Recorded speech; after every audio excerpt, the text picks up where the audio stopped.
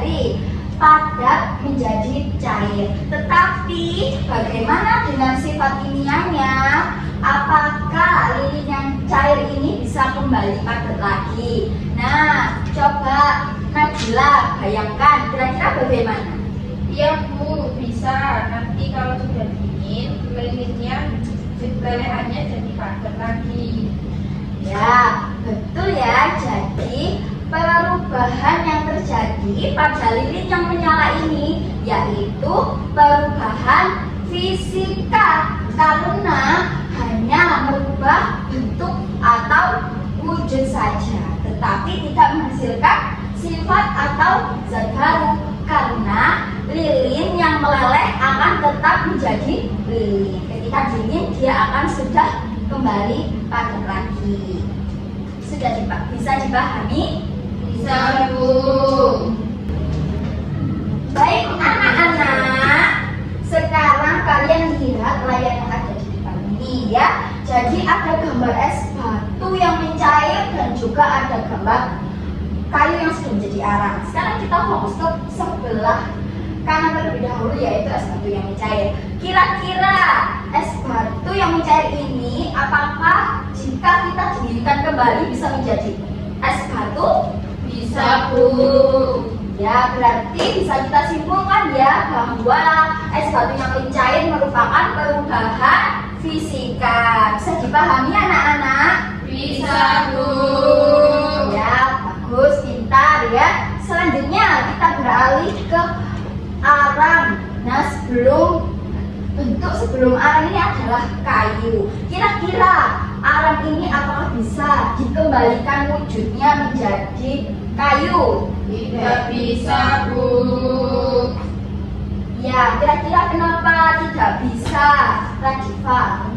Karena sudah jadi abu dan arang Bu, bahannya jadi beda. Jawabannya luar biasa ya, Radifa. Jadi anak-anak, kayu yang sudah menjadi arang itu tidak bisa dikembalikan lagi menjadi kayu seperti semula.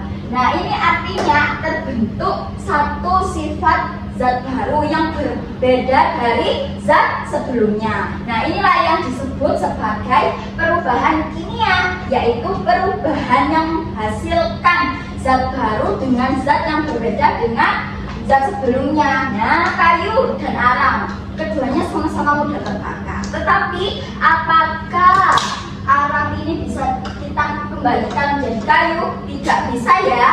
Nah, itu artinya bersifat permanen. Nah, jadi anak-anak, apa perbedaan utama dari kedua perubahan ini? Ada yang punya ide? Coba, Sofiatun. Kalau fisika itu cuma berubah bentuk Bu, kimia itu berubah jadi zat air. Jawabannya sangat bagus ya, Tun. Nah, kamu sudah bisa menangkap intinya. Nah, siapa lagi yang mau menambahkan? Apakah ada pendapat lain? Saya Bu. Iya, Nadila, silahkan. Kalau perubahan kimia itu sulit kembali ke bentuk semula Bu.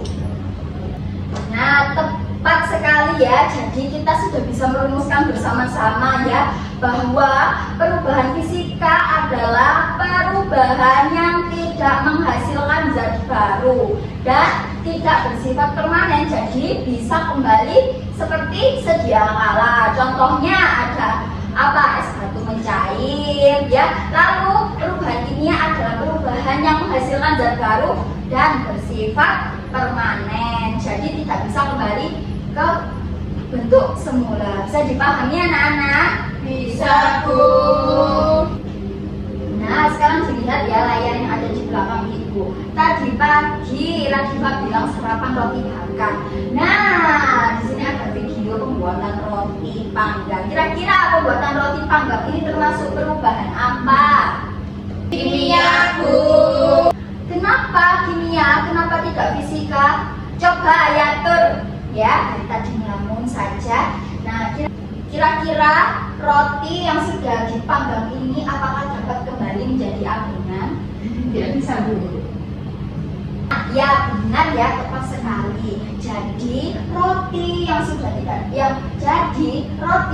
dipanggang ini tidak bisa kembali ke bentuk semula. Tetapi roti ini akan menghasilkan aroma. Nah, aroma inilah yang disebut zat baru. Sifat zat yang terbentuk setelah terjadi perubahan dan bersifat apa? Anak-anak bersifat permanen.